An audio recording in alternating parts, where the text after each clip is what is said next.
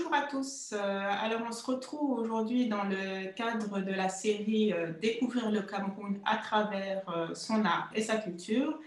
Et aujourd'hui, je suis en compagnie de Edith Tchalleux, qui est la créatrice, la fondatrice de la marque de design intérieur Frida 54. Et c'est une marque qui s'inspire du savoir ancestral africain.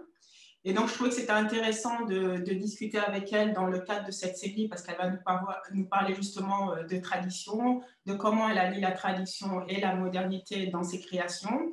Et c'est une marque que j'aime beaucoup ses créations. J'ai découvert cette marque à travers la collection Bali Vibe, il y avait des poteries, des vases, tout ça, donc j'avais beaucoup aimé. Et donc voilà, donc c'est deux bonnes raisons de discuter avec elle aujourd'hui. Donc merci Edith, merci d'avoir accepté mon invitation. Et je vais te demander de te présenter, de nous parler un petit peu de ton parcours et la naissance de Frida 54.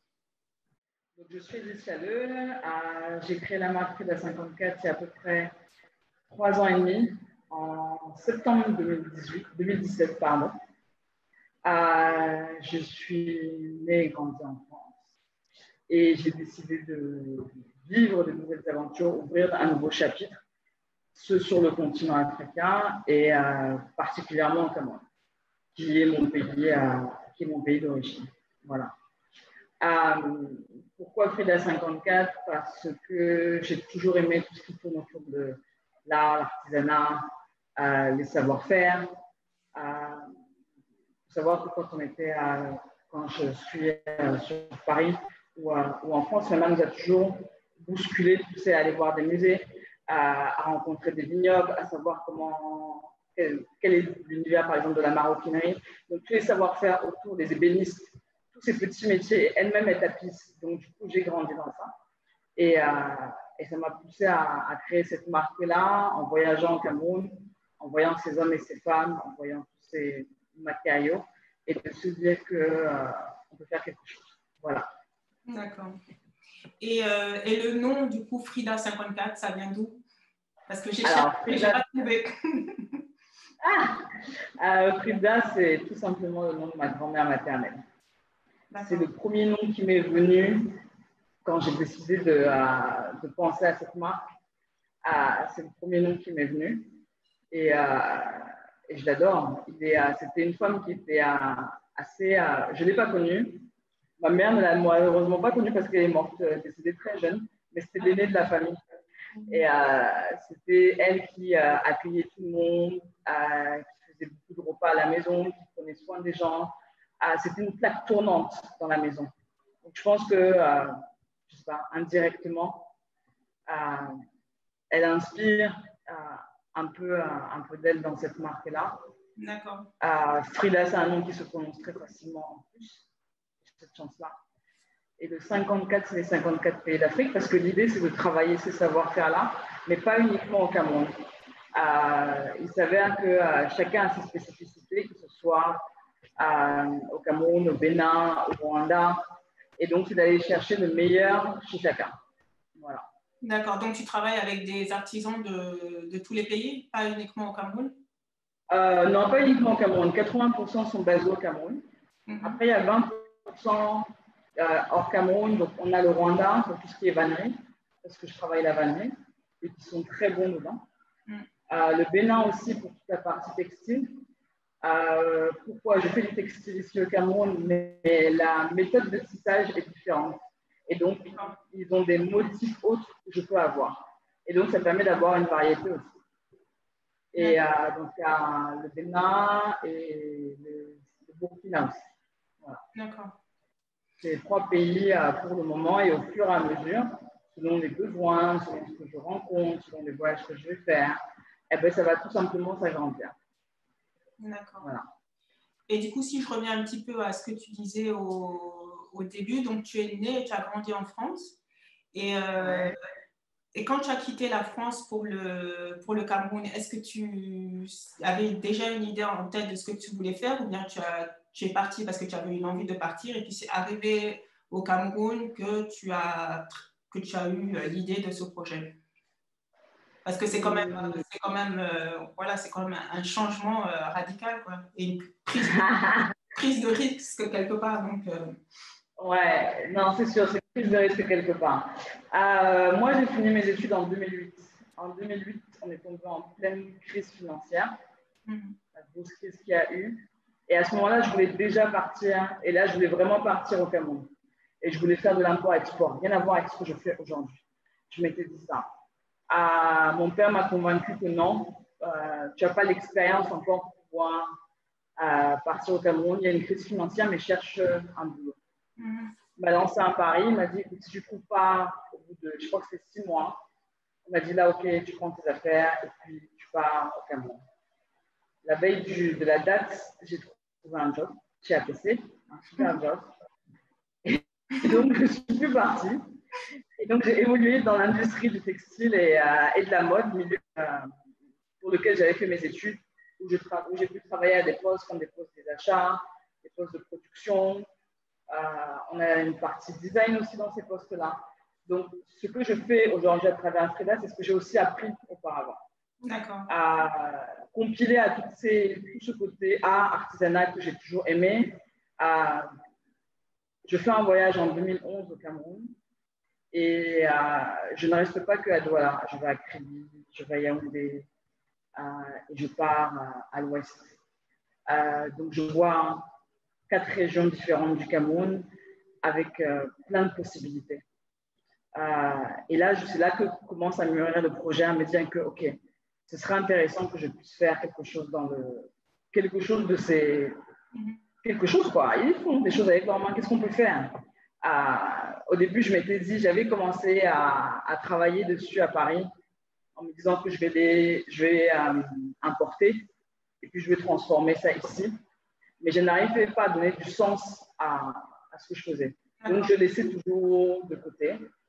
Et puis, j'ai mûri, j'ai pris mon appartement. J'ai commencé à chercher des choses spécifiques pour mon appartement. Je voulais un ébéniste. Je voulais vraiment des choses particulières.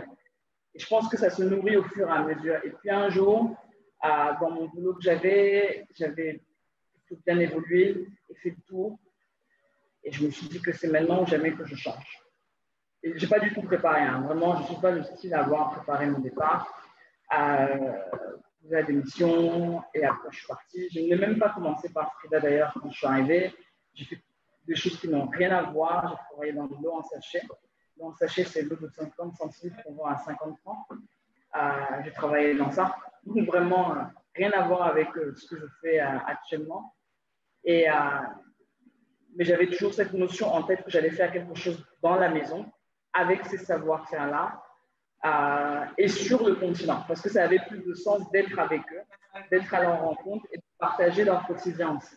Parce qu'à distance, ce n'est pas la même chose. On ne ressent pas les choses de la même manière. En tout cas, moi, je ne les ressentais pas de la même manière pour pouvoir créer quelque chose. J'avais besoin d'être avec eux et tout simplement d'ouvrir un nouveau chapitre dans ma vie. D'accord. Bon, mais c'est intéressant. Ouais.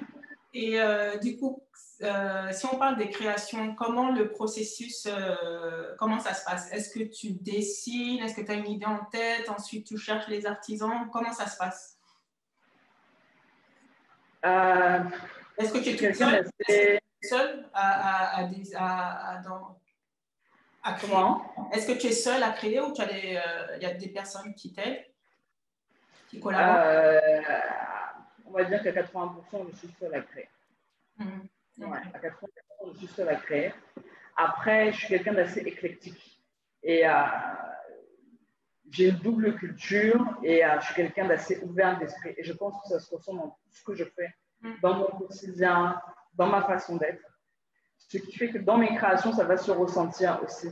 Il y a des créations qui vont partir de moi parce que j'ai vu des choses dehors, parce que j'ai fait un voyage et une matière m'a impressionné. Il y a des choses qui peuvent partir d'artisans parce que j'ai vu quelque chose qu'il a fait qui était intéressant et je me dis, à partir de là, on va commencer à faire évoluer. Il y a des choses qui partent d'autres personnes et là, on commence à collaborer ensemble et on crée des collections. Il y a vraiment 1001 façons de voir les choses et 1001 façons de voir la vie. Et je me permets de pouvoir me laisser cette liberté-là. c'est pas évident parce que c'est pas chronophage. Je vais pas pouvoir faire 3-4 collections par an, enfin être assez planifié comme j'aimerais que ce soit, comme on peut le voir ailleurs. Mais les créations, ouais, ça peut partir de tout, ça peut partir d'un tissu qui me. Vraiment, c'est très ouvert. D'accord. Et est-ce que tu travailles. Du ressenti que j'ai en ce moment, ça peut aussi changer les choses et me donner de ce qu'on vit en fait au quotidien et donc de là de sortir quelque chose. D'accord. Et est-ce que tu peux travailler sur plusieurs collections en même temps ou bien c'est vraiment collection par collection? Non, je travaille plusieurs collections en même temps. Pas forcément mes collections à moi, ça peut être aussi des commandes des clients. Ah d'accord, donc on peut te passer. Ouais, et j'ai très souvent des idées. Hein. Il y a des choses que je sens aujourd'hui où l'idée m'est venue il y a 2 ans. Mais ce n'était pas encore le bon moment. D'accord. Pour que ça puisse se réaliser. Et puis, oui, il y a mes collections, et puis il y a les commandes des clients, il y a les collaborations. Non, j'ai cette capacité-là de pouvoir travailler plusieurs choses en même temps, et pas l'un après l'autre. D'accord. Et quand tu dis les commandes des clients, c'est-à-dire que si j'ai une idée d'un design, je peux venir vers toi et tu le réalises, c'est ça? Oui. Alors, on va dire, il y a à peu près 3 façons dans lesquelles je travaille. Et ça évolue avec ça évolue vraiment avec le temps. Hein. C'est pour ça que je dis que je suis quelqu'un qui est assez ouvert d'esprit. Et la marque Frida, 54, qui est ouverte d'esprit. Et les gens qui sont dedans sont ouverts d'esprit. Dans le sens où moi, j'ai commencé par faire mes collections. Et un jour, on est venu vers moi, on m'a dit de faire une collection pour quelqu'un. Et puis après, on est venu vers moi pour me dire j'ai besoin d'aménager ma maison. Et c'est comme ça que ça se nourrit et que les choses évoluent et grossissent. Donc, il y a les collections qu'on fait, les collections Frida. Ça va être 3 collections par an. J'essaie de me limiter à 3 collections par an, que ce soit de la céramique, que ce soit du textile, que ce soit de la vannerie, que ce soit du mobilier. En tout cas, tout ce qui touche à l'univers de la maison, à l'intérieur d'une maison ou d'un hôtel, enfin d'une maison, 3 fois par an. C'est de faire 3 choses par an. Après, il y a des collaborations. Soit ça va être des marques, soit ça va être des artistes, soit des musées, comme j'ai le Prix Branly qui est venu avec lequel on a collaboré ensemble, le Grand Palais où j'ai exposé, pour le salon de la Biennale, c'était sous couvert du banquet de Barthélémy Tog, qui est un grand artiste camerounais, qui a pu nous avoir cette superbe opportunité-là d'exposer au Grand Palais, que le Cameroun puisse exposer. Donc on était il y avait lui, il y avait Frida, et il y avait la Fondation Gacha qui était là. Et ça, c'est juste incroyable. Donc à peine, j'avais fait même pas 1 an de Frida, et j'ai ça, enfin, je veux dire, c'était juste énorme, énormissime pour moi. Et ça a amené à beaucoup de choses et à beaucoup de regards. Et du coup, les gens, je pense que les gens viennent vers la marque en se disant, on demande, on voit. Et si le projet me tente, et comme je suis plutôt aventurière et j'aime tester et tenter et me challenger et me dire qu'on peut évoluer, faire des choses, et je les fais. Et puis, la dernière façon, il y a des clients qui ont leur aménagement intérieur à faire. Quelqu'un veut changer toute la partie textile de sa maison, quelqu'un veut refaire toute sa maison. Et là, on travaille sur des projets, soit avec les architectes, soit en direct avec eux, soit sur différentes formes. Comment ça se passe, ta relation avec les artisans, la manière de travailler?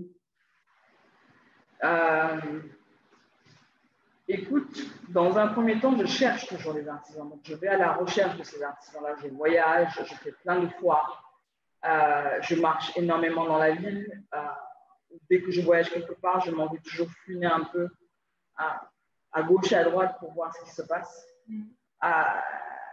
Si ça m'intéresse, je m'assois avec eux. On s'assoit, on discute, on parle. Et je vois ce qu'ils ont à faire. Je vois ce qu'ils sont capables de pouvoir faire.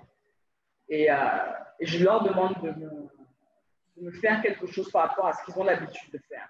Parce que souvent, c'est des choses qu'ils ont fait il y a longtemps. Souvent, c'est des choses qu'ils n'ont pas fait directement eux-mêmes. Donc, ça me permet de pouvoir les tester un peu et de pouvoir les apprivoiser. Et puis après, ben, par rapport à ça, j'essaie de pousser un peu leur technique. Et là, on s'assoit et puis on commence à travailler ensemble. Donc, je fais des fiches techniques, je fais des dessins. Et après, je suis très souvent avec eux au départ. Très souvent avec eux. Parce qu'il faut les coacher. Et à un moment donné, au bout de 3 ans, il y a des artisans avec lesquels j'ai même plus besoin d'être forcément là constamment. Et on arrive à travailler par WhatsApp pour certains, ou il faut que je me déplace pour d'autres. Mais c'est vraiment un vrai échange avec eux. D'accord. C'est important de les écouter. C'est important qu'ils écoutent. Alors, on ne se comprend pas forcément. Parce que c'est 2 éducations, 2 visions de la vie différentes. Mais ils ont un tel talent que qu'on arrive à s'emboîter à faire quelque chose. Parce que comme je dis, Frida, c'est 3 mots. C'est les savoir-faire, les hommes et la créativité. Et c'est ce triangle aussi qui fait quelque chose. Donc, quand je vais à la rencontre de ces hommes-là, il faut qu'on arrive à créer quelque chose par rapport à ces savoir-faire qui sont là. D'accord. Et moi, je suis quelqu'un qui... je suis en apprentissage constamment. Ce n'est pas mon métier de base, le design d'intérieur. Je ne savais pas comment on dit ça avant. Je n'ai jamais regardé les poteries auparavant.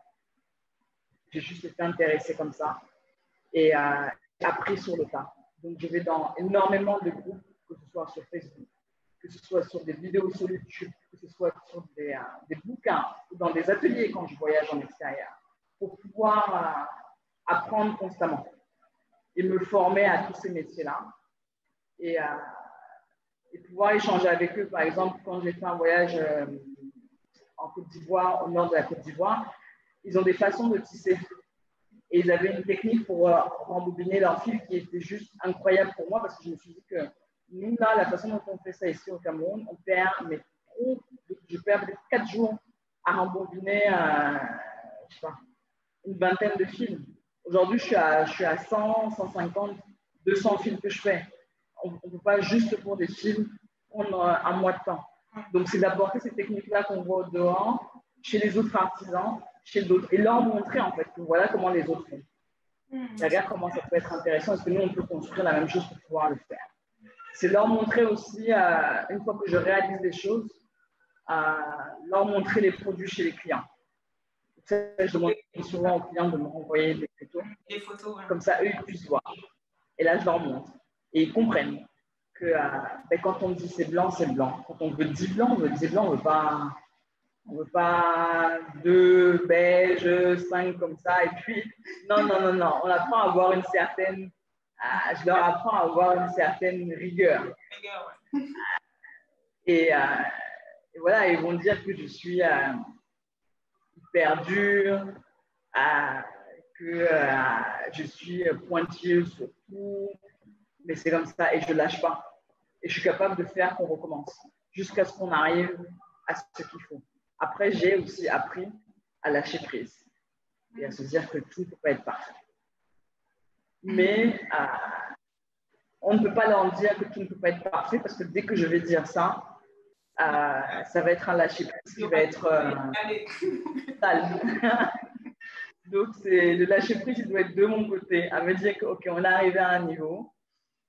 Et là, je vais me former ailleurs. Je vais poser des questions pour dire qu'on a réussi à faire ça. Comment est-ce qu'on peut faire ça encore? Et voilà, donc c'est un vrai échange avec eux. Et entre eux, j'aime bien aussi qu'ils essayent d'échanger et de se connaître. Un jour, j'aimerais que tous, on puisse se réunir quelque part. Pas que pour l'atelier, parce que là où on est actuellement, c'est mon showroom que j'ai pris il y a 2-3 mois et que je dois aménager. Bientôt, j'espère. Mais pouvoir les réunir ensemble, peut-être faire une sorte de colloque où on va avoir les métiers du tissage, les métiers de la céramique, les métiers du bois. Pour qu'ensemble, ils puissent comprendre leur importance de comment l'un s'emboîte avec l'autre. Ok. Voilà. D'accord, parce que là, pour l'instant, chacun est dans son atelier, donc toi, tu te déplaces. Oui, chacun est dans son atelier. Ouais. Chacun est dans son atelier et moi, je montre le travail de chacun. Je m'applique à chaque fois à montrer le travail de chacun et que s'ils ont des bonnes personnes aussi à me proposer et à me présenter, ils savent que moi, je suis complètement ouvert d'esprit et qu'il n'y a pas de souci.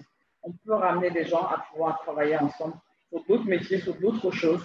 Et c'est ça qui est génial aujourd'hui. Je prends un exemple.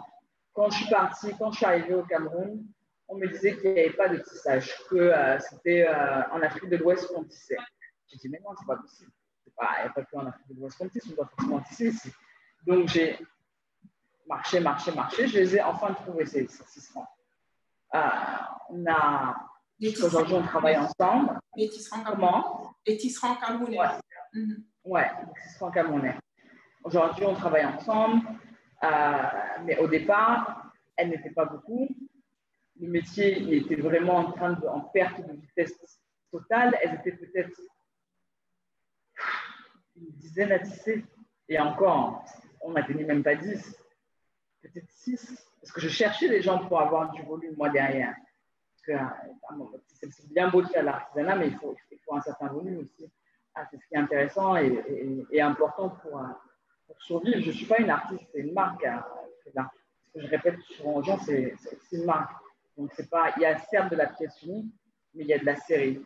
La petite série, mais il y en a. Et donc, au départ, on cherche pour avoir de plus en plus d'artisans qui puissent travailler. Et au début, je payais ces jeunes filles à se faire former. Elles étaient dans des écoles des beaux-arts et je disais à ma chef tisserand, Maïna, écoute, je vais t'envoyer de l'argent, comme ça tu vas prendre du temps pour leur apprendre à tisser. Comme ça, elles se font former gratuitement. Aujourd'hui, il y a 6 mois, un peu plus de 6 mois, 6-8 mois, je l'appelle, on est en ligne, elle me dit, mais il faut que je fasse quelque chose, etc. Elle me dit, écoute, j'ai 3 filles ici qui sont là et elles payent pour se faire former au tissage. 5 000 heures. Elle te paye 5 000 heures pour se faire former. Et je me suis dit, et j'étais trop contente. Parce que tu te dis qu'il y a 3 ans, tu cherchais, tu payais ces jeunes filles. Je les cherchais, je les appelais. J'essayais de mettre le maximum de confort pour qu'elles puissent rester. Et c'était la croix et la bannière. Et aujourd'hui, on en arrive à ce que c'est elles qui viennent payer pour se faire former, parce qu'il y en a de plus en plus, parce que celles qui faisaient le métier avant qui avaient abandonné ont recommencé, parce que ces savoir-faire-là commencent à revivre, quoi, et donc ça fait plaisir. Ok, ouais, c'est super. Est-ce que tu peux me donner un exemple de création et de tradition, enfin d'une tradition qui s'est retrouvée dans une création, juste pour illustrer un petit peu ce que vous faites? Une tradition qui s'est retrouvée dans une création? Oui. Puisque tu t'inspires des traditions ancestrales. Ah oui, bien sûr, dans tous les métiers, c'était toujours un mix entre contemporain et traditionnel. Ouais. J'ai des tonnes de livres sur la culture et l'histoire sur tout plein de pays d'Afrique. Et donc, souvent, j'aime bien me plonger dedans, dans un des pays, et puis me dire que, OK, on va essayer de se réinventer ça à aujourd'hui. Là, juste à côté, je ne savais même pas qu'on allait parler de ça, mais voilà. Ce vassi que j'avais fait pour le Grand Palais, il y a 5 vases en tout. On voit bien. Ouais, on voit bien. Il y a 5 vases en tout. Et j'avais appelé cette collection-ci Africa Rising. Et donc, la forme est très contemporaine. Les couleurs sont même très contemporaines. Noir, blanc, pas minimaliste, mais assez contemporain. Et les motifs ici, c'est les motifs du nord Nigeria, de la région du Kano, qui est une région juste extraordinaire en termes de culture nigériane que j'adore. Et donc, voilà un exemple de mix entre les deux. Voilà. Ça peut être ça peut être derrière là. Il y a une chaise ici. Ouais. Une chaise qui est très contemporaine de bar. Très belle. Avec un tissage c'est un tissage qui est fait avec les savoir-faire traditionnels. D'accord. Voilà. Ok. Donc, on mixe, on mixe toujours. On est toujours dans cette mixité et d'essayer de mélanger contemporain avec traditionnel. D'accord. Et pour finir, où est-ce qu'on peut trouver tes créations? Alors là, tu disais que tu es en train d'aménager un showroom, mais avant ça, est-ce que tu as une boutique? Je sais qu'il y a un e-shop. Alors, oui, il y a e-shop. Depuis le départ, frida-54.com. Dessus, on peut trouver toutes les collections, enfin, tout ce qui est à disposition, le showroom, et puis peut-être des distributeurs. D'accord. Dans un futur, d'ici quelques mois. Voilà. Mais pour le moment, c'est le e-shop sur le site et le showroom à Douala où on peut venir voir, parce qu'il n'y a pas forcément tout ce qui est sur le site, n'est pas forcément tout ce qui est dans le showroom, pardon, n'est pas forcément sur le site. D'accord. Voilà, on a 80%, il y en a qui ne sont pas dessus. D'accord. Donc voilà. Ben, merci beaucoup, Edith. Merci pour ce voyage au Cameroun. Ah, merci. Je te souhaite une bonne continuation. Merci beaucoup. À très bientôt. À bientôt.